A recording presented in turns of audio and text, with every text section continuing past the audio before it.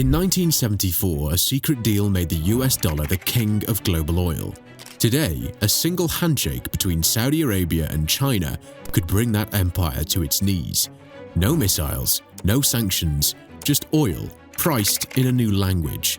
We're talking about the most powerful currency on Earth and the quiet alliance that might replace it. For over 50 years, the world had to buy oil in US dollars.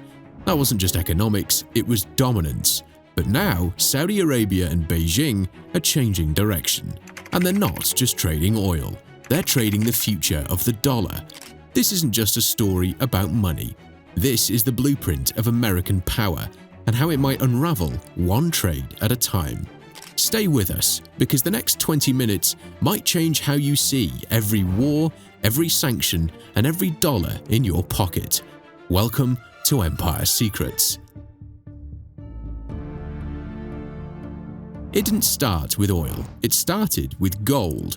In 1944, as World War II came to a close, 44 countries gathered in a small town called Bretton Woods and designed a new world economy. And what they agreed on was this: the US dollar would become the center of the global financial system because it was backed by gold. 1 ounce of gold was worth $35, and anyone, any central bank, any country could exchange dollars for gold at that fixed rate. For the next 2 decades, the system worked. But by the late 1960s, America was no longer the stable lender of the world. It was a country drowning in debt from the Vietnam War, printing money far beyond its gold reserves. Foreign governments began calling America's bluff, redeeming their dollars for real gold, draining US reserves. So in 1971, President Nixon shocked the world. He ended the gold standard. Overnight, the dollar was no longer backed by anything but confidence, and that confidence collapsed. The dollar dropped, inflation soared, oil prices, measured in dollars, skyrocketed. For the first time, the American economy looked vulnerable, and that's when the secret deal was made. Behind closed doors, US officials flew to Riyadh, to the Kingdom of Saudi Arabia. They weren't there to talk about oil, they were there to build a new empire, a dollar empire. The agreement was simple. Saudi Arabia would sell all of its oil exclusively in US dollars. In return, the US would provide weapons, military protection, and diplomatic cover to the Saudi monarchy, no matter what. By 1974, the deal was sealed, and within a few short years, every major oil-producing nation in OPEC followed. Now, if Japan wanted oil, it needed dollars. If Germany wanted oil, it needed dollars. Even if they were trading with Saudi Arabia, they had to go through the US financial system first. This wasn't just about convenience, it was control. The global demand for US dollars surged. America could now print money with their near impunity, and the world would accept it because it needed oil. The Petrodollar system was born. It gave the US 3 unfair advantages. First, unlimited global credit. America could borrow endlessly. Second, artificial demand for its currency, ensuring strength regardless of debt. And third, financial surveillance power, as most oil transactions flowed through US banks. The petrodollar fueled Wall Street growth, military expansion, and foreign aid dominance. Countries that didn't comply, like Iraq or Libya, faced sanctions, invasions, or worse, not for what they did, but for what currency they dared to use. For the rest of the world, the dollar became more than money. It was oil's passport, and whoever controlled that passport controlled the global economy. But the US made one critical mistake. It assumed that Saudi loyalty was forever. What it didn't expect was that one day the kingdom would find another customer, one larger than America, one hungrier for oil, and one willing to pay in something else. That's where China enters the story.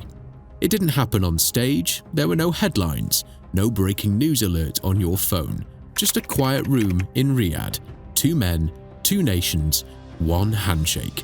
Saudi Arabia's Crown Prince Mohammed bin Salman and China's President Xi Jinping.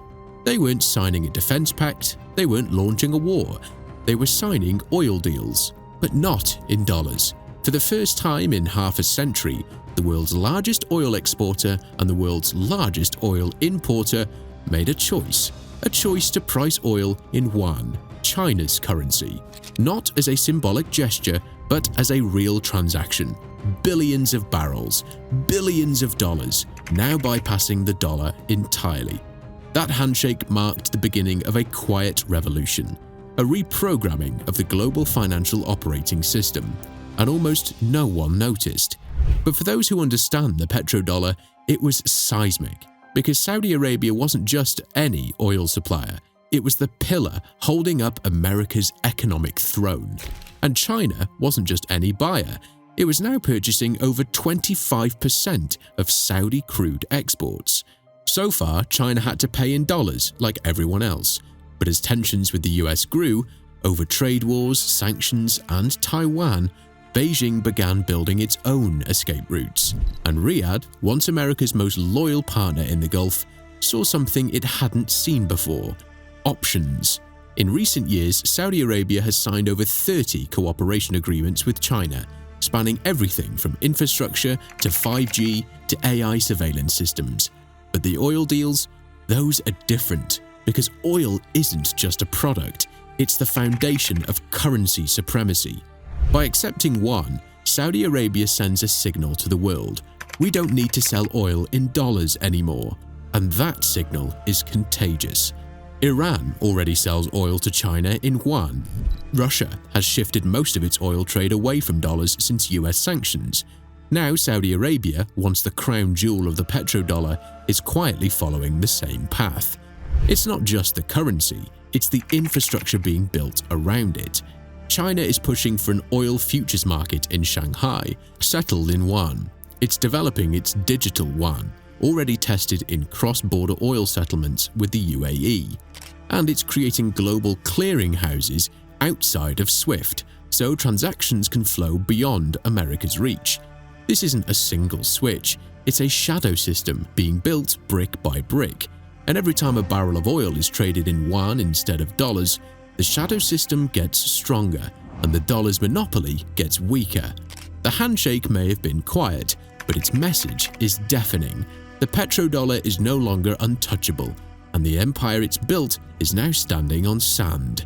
The US dollar is often described as stable, trusted, strong. But behind that strength is a truth most people never think about. The dollar isn't powerful because it's backed by gold, it's powerful because it's backed by demand. And that demand is artificial. It exists because nearly every country on Earth needs dollars to buy oil, to settle trade, to hold in their reserves. This isn't just convenience, it's dependence. And that dependence is what gives America its financial superpowers. It allows the US to print money at a scale no other nation can, to run trillion-dollar deficits without collapse, to finance wars, bailouts, and stimulus packages, all with debt the rest of the world willingly buys. Why? Because that debt is priced in one thing everyone needs: dollars. But what if that need disappears? Imagine you're a country like India or Brazil or South Africa. You import energy, you store reserves, you owe foreign debt. For years you've done it all in dollars because the oil market required it. But now Saudi Arabia is accepting yuan, Russia is accepting rupees, Iran is accepting gold and barter, and China is building an entirely separate system, from trade routes to currency swaps that bypass the dollar completely. Suddenly your need for dollar drops and you start selling them off. This isn't hypothetical, it's already happening. Between 2000 and 2023, the dollar share of global reserves fell from 73% to under 58%. In just the last year, central banks sold more US debt than any point since records began. The dollar is still dominant, but the direction is clear. And what's replacing it isn't one currency, it's many. A patchwork of bilateral trade deals, regional coins, digital currencies, and commodity-backed swaps, all designed to move the world away from Washington's reach. Why does that matter? Because if fewer countries need dollars, it means the US can't print as freely. Interest rates must rise to attract buyers, the national debt becomes heavier, and inflation creeps in. More dangerously, America loses its most silent form of power, the dollar as a weapon. For decades, US sanctions worked because they cut enemies off from the dollar system. No dollar access meant no oil, no trade, no finance. But now, countries like Russia, Iran, and China have built workarounds. They've been forced by pressure to create independence. So the next time the US threatens sanctions, it faces a new reality.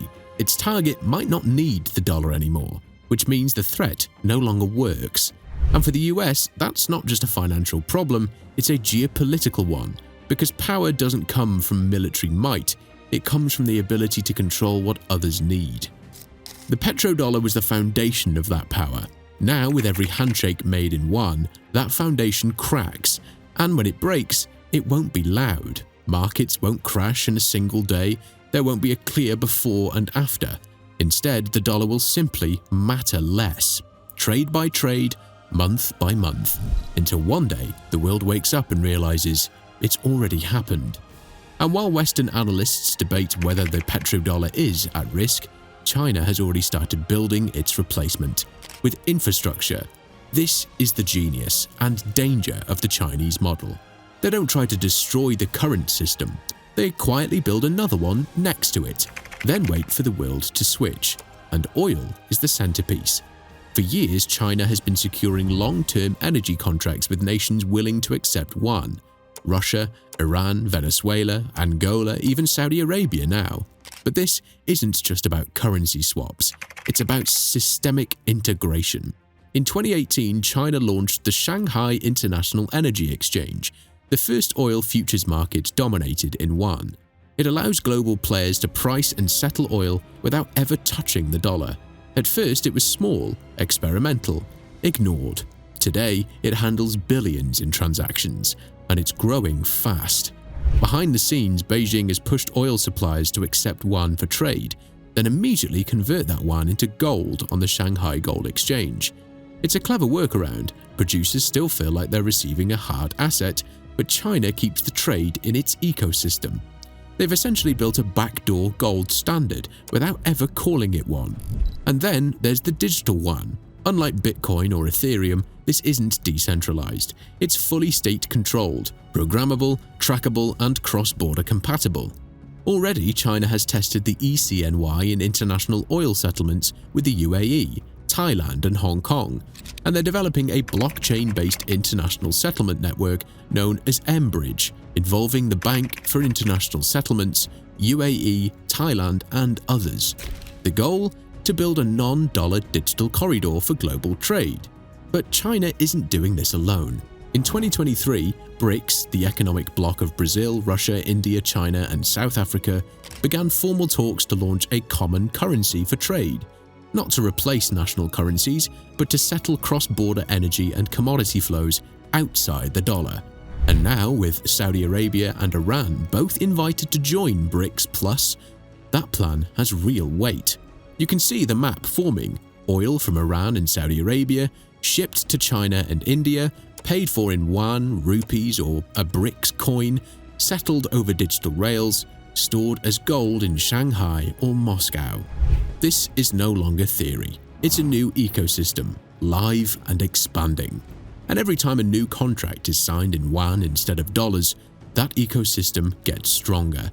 China isn't trying to dethrone the dollar with force, it's simply making the dollar less necessary by offering alternatives, faster, cheaper, politically safer.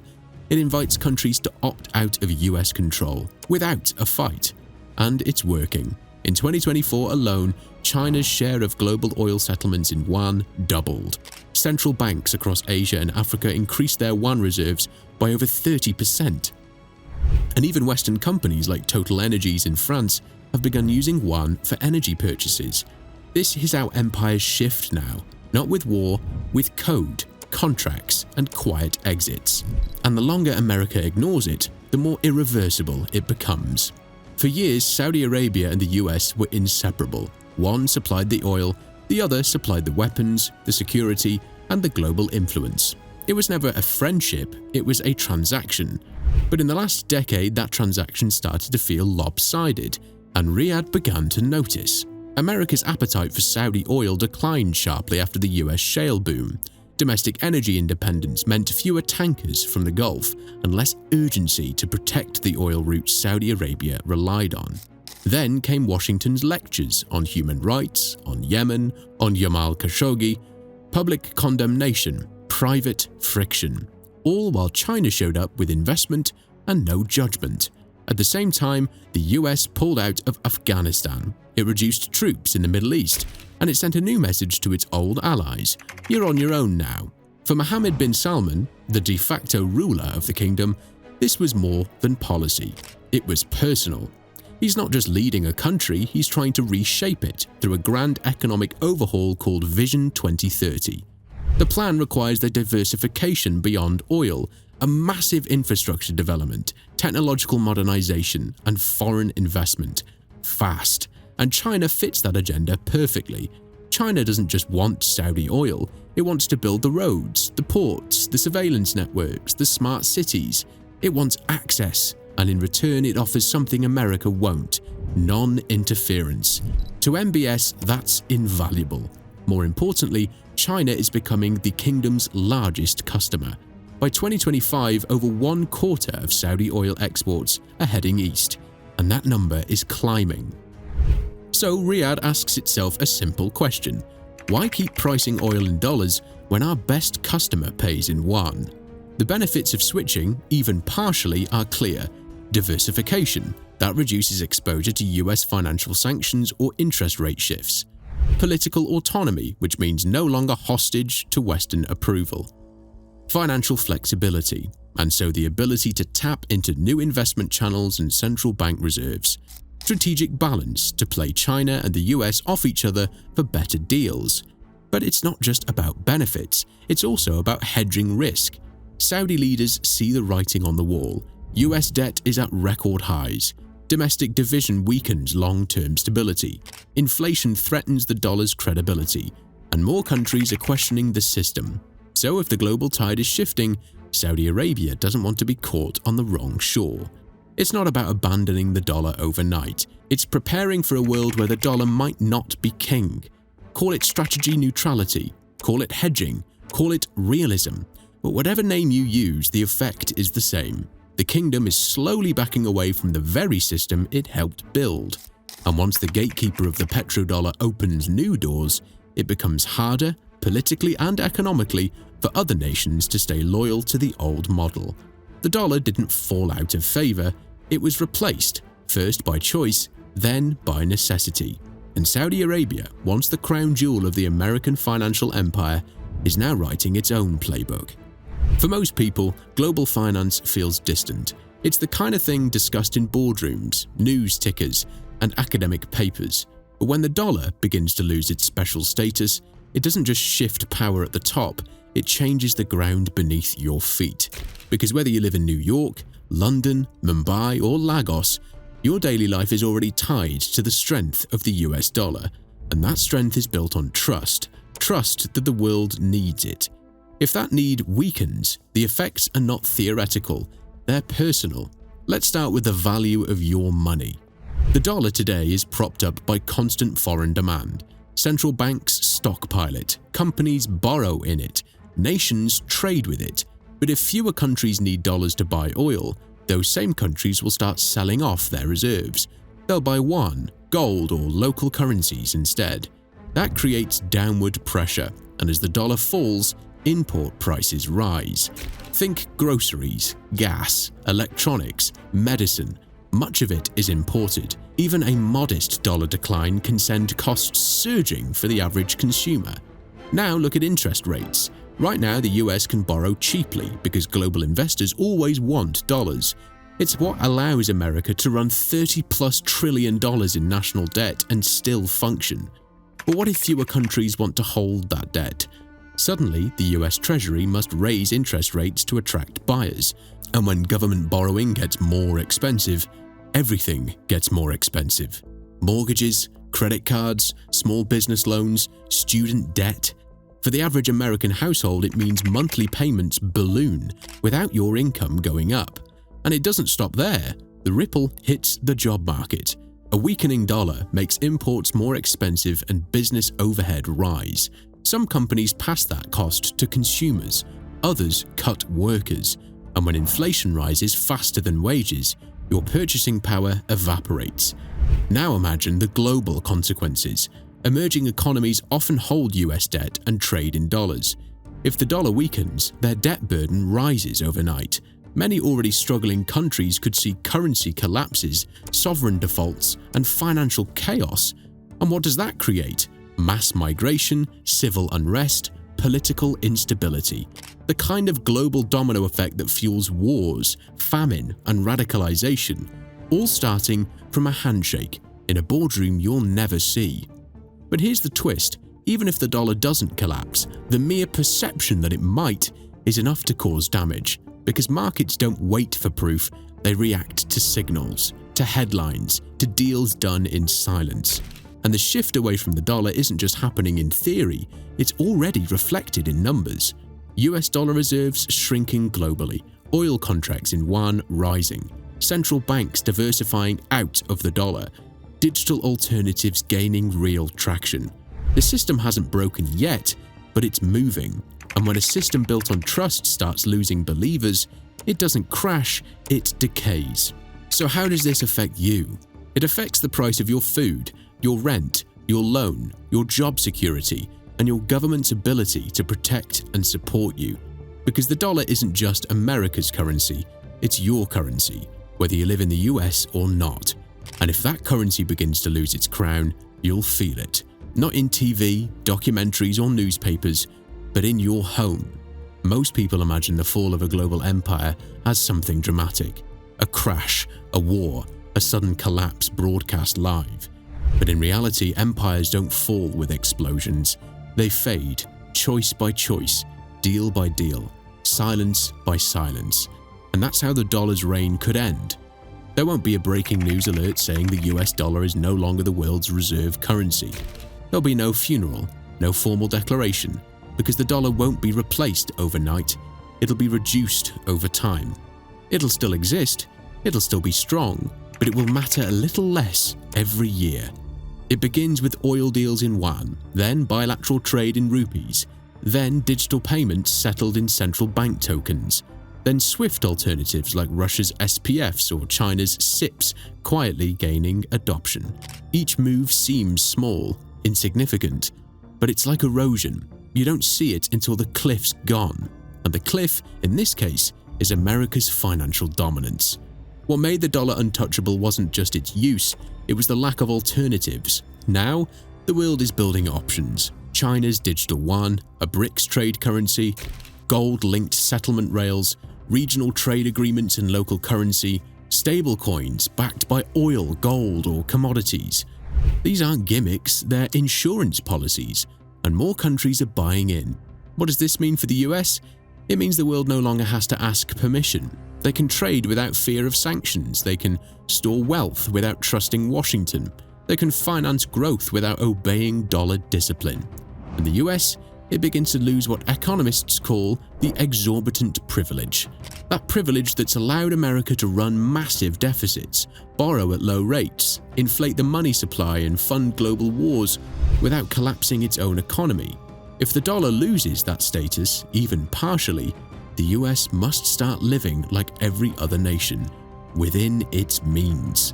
And that transition is brutal. Think austerity, think higher taxes, think weakened global influence. Meanwhile, countries that moved early, like China, Russia, and now Saudi Arabia, gain not just leverage, but insulation. They won't have to ask what if the dollar falls because they'll already be free from its grip. This is the endgame. Not a war, not a crash, but a transfer of gravity from west to east, from dollars to diversity, from monopoly to multipolarity. It's not about whether the dollar disappears, it's about whether the world still needs it. And if it doesn't, the US loses not just a currency, but a century of invisible power. And all of it traced back to a single handshake, made quietly in a room most people never saw.